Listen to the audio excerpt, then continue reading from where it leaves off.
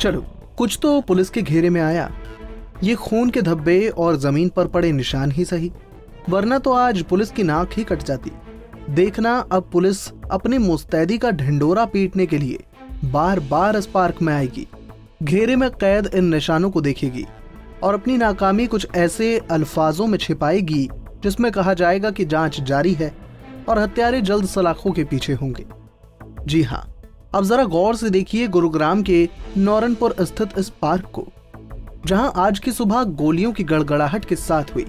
आसमान से सूरज अपनी किरणें बिखेर रहा था और इधर घात लगाए बैठे कुछ बदमाशों ने युवक की जिंदगी बिखेर दी। बदमाशों ने युवक पर इस कदर गोलियों की बौछार कर दी कि पूरा इलाका थर्रा उठा।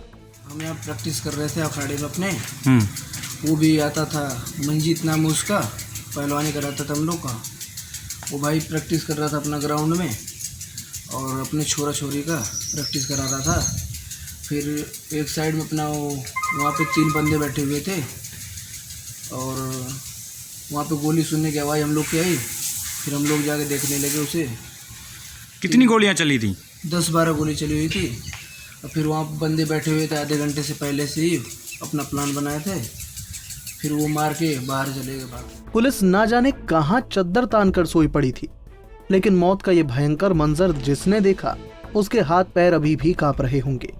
सुबह करीब 6 बजे यहाँ 35 वर्षीय युवक मंजीत की सरेआम हत्या हुई, मगर लॉकडाउन के पालन करवाने के लिए इलाके के कोने कोने पर तैनात खाकीधारी इस घटना को रोक नहीं सके और हत्यारों को पकड़ भी नहीं पाए।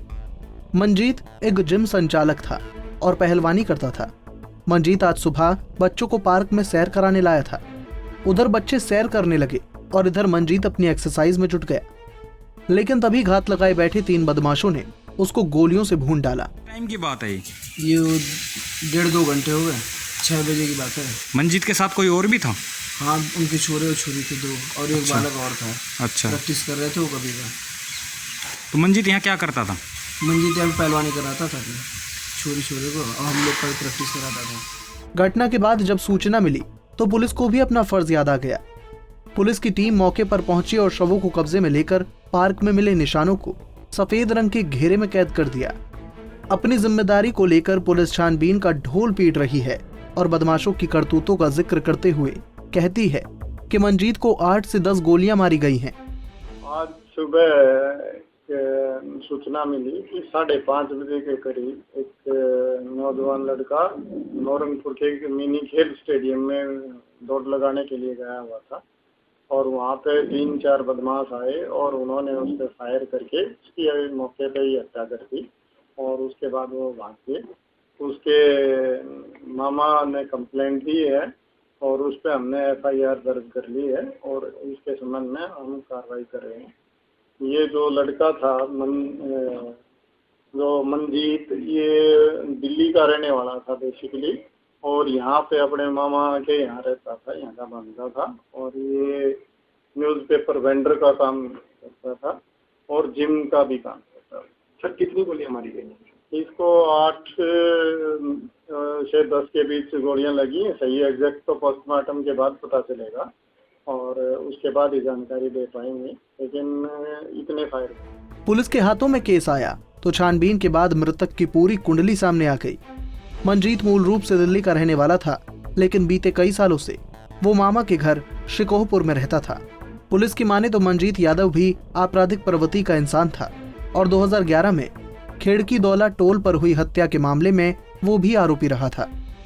अभी तक तो इनिशियल स्टेज है और FIR अननोन के खिलाफ रजिस्टर हुई है, लेकिन हम जांच करें और हम इस प्रयास में हैं कि जल्दी से जल्दी इस केस को वर्कआउट करें। सर, कोई क्रिमिनल बैकग्राउंड भी है मृतक का? इससे पहले ये भी एक मर्डर के केस में अरेस्ट हुआ था और बाकी और सारी चीज़ों का पता करने की कोशिश की है। हत्यारोपी कौन है, क्या उनकी पहचान हुई है? सर, मैंने बताया अभी ये अननोन व्यक्ति हैं, इनकी अभी पहचान नहीं हो पाई, पहचान करने की कोशिश की जाए।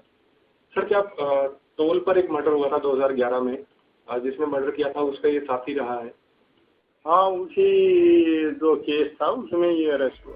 कुल मिलाकर अभी इतना तो साफ हो पाया है कि 3 बदमाश थे जिन्होंने 10 से 12 राउंड गोलियां मंजीत पर दागी थी। हालांकि पुलिस ने मृतक के मामा के बयान पर अब केस दर्ज कर लिया है, तफ्तीश भी जारी है, मगर हत्यारे अभी तक फरार हैं। वो कौन है इस पर पर्दा पड़ा है, और रही बात गिरफ्तारी की तो वो बहुत दूर की कौड़ी है। गुरुग्राम से मोहित कुमार, पंजाब केसरी टीवी।